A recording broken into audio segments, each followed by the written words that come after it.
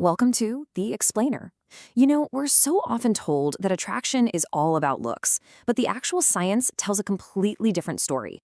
So today, we're going to break down that science and build a real step-by-step guide to developing unshakable confidence.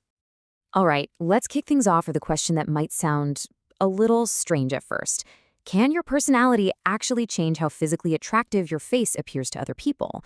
I know it sounds kind of impossible, right? But the answer really gets to the heart of what attraction is all about. And the answer is a resounding yes. It's pretty wild. Research from PubMed Central has found this incredible thing they call the honesty premium. In their studies, when a person was described as honest before someone else saw their picture, participants rated that exact same face as way more attractive. So it turns out attraction is quite literally more than skin deep. So here's our game plan for today. We're going to build a full-on framework for attractiveness, starting from the inside and working our way out. We're going to cover 5 key areas. First, what it really means to be more than skin deep. Then we'll dive into building the right confidence mindset. After that, it's all about projecting your presence. Then we'll get into the details with mastering your presentation. And finally, we'll wrap it all up by treating confidence as the skill of confidence that you can practice for life. Okay, let's get right into that first big idea. More than skin deep. This is where we really unpack that powerful concept we just touched on, that what we see as good in someone, we often see as beautiful too. This quote just nails it. The study says attraction isn't some objective fact. It's a psychological construct, which is really just a fancy way of saying it's all about the perception in someone else's mind. And that, right there, is a huge realization. It means we actually have the power to influence how attractive we seem, just by using non-physical traits like being warm or honest. And this idea that we can influence perception, well, it leads us perfectly into our second section, the confidence mindset. Because all the real foundational work of being attractive starts with your inner game, what you think and what you truly believe about yourself. So what even is confidence, really? Well, TED-Ed has this amazing definition. See, it's not just one thing. It's this powerful combo of self-esteem, that feeling that you're valuable and capable, mixed with optimism, that certainty in your own abilities. And when you put those two together, that's the fuel that actually empowers you to go out and do things. It's what turns a thought into an action. Now, this is so important because your core belief system completely shapes your confidence. So which one do you have? Is it a fixed mindset where you believe your talents are just set in stone? If so, then failure feels like this final judgment, right? It proves your limits. Or do you have a growth mindset, the belief that your abilities can be developed? With that view, a setback isn't the end of the world. It's just a chance to learn and get stronger. And the cool part is, neuroscience actually backs this up. Your brain literally grows with practice. So how do you actually build that growth mindset? Well, a massive piece of the puzzle is self-talk. In his amazing TEDx talk, Dr. Ivan Joseph shares this powerful line, "I am the captain of my ship and the master of my fate." The stories we tell ourselves over and over again literally create our reality. I mean, think about it. There are enough people out there who will tell us we can't do something. Why on earth would we tell ourselves the same thing? And we can make this super practical with a tool that TEDx speaker Montana Von Fliss calls a silent sentence. Now, this isn't just wishful thinking. It's a practiced personal mantra that you repeat to yourself on purpose to override all those automatic negative thoughts. It's about deciding what you want your inner voice to say and then practicing it until it becomes your new default setting. Okay, so once that internal mindset is rock solid, the next logical step is to let your physical presence reflect that. And that brings us to section 3, projecting your presence. This is where we learn to let our body do the talking. I want you to really ask yourself this question. Without even opening your mouth, is your body language closing you off from other people?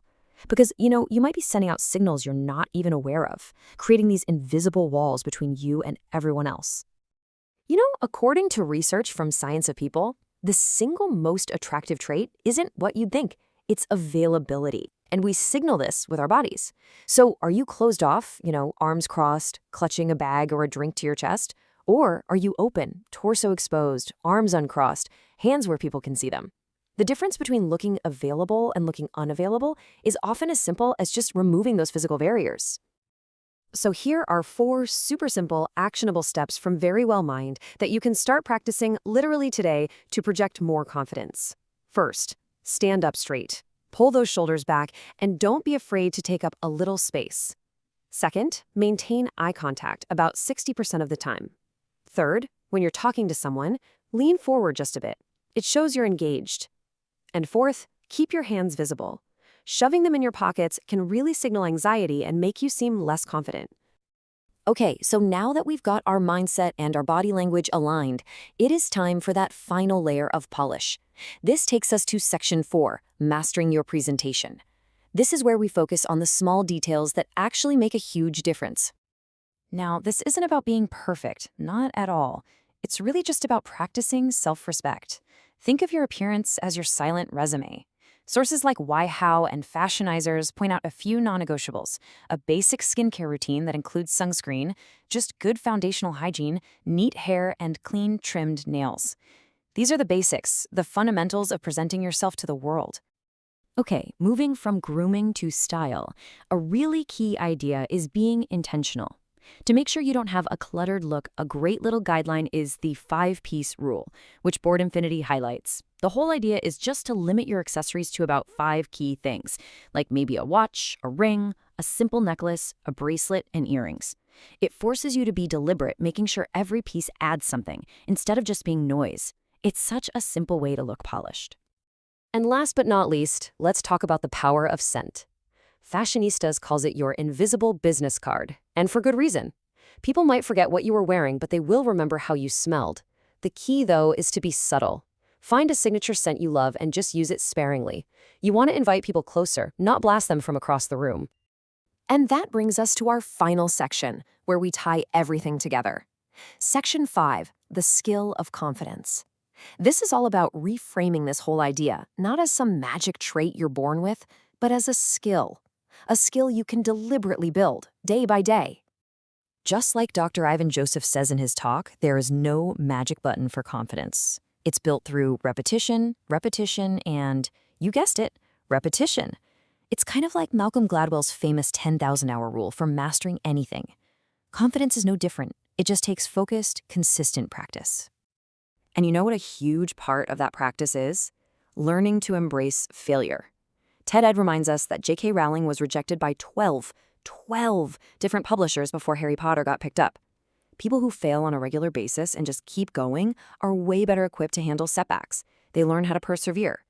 This all leads us to the ultimate goal of real confidence, and it's captured perfectly in this analogy from Science of People. Be the durian. You know the durian fruit? Some people are obsessed with it, and other people can't even stand the smell. The point isn't to be a banana, liked by pretty much everyone. The point is to be authentically yourself and attract the people who genuinely love you for exactly who you are. So, we're going to leave you with this final thought. What would your life look like if you stopped focusing so much on being liked by everyone and instead focused on being valued by the right people? What if you just decided to be unapologetically you? That is the real secret to attraction.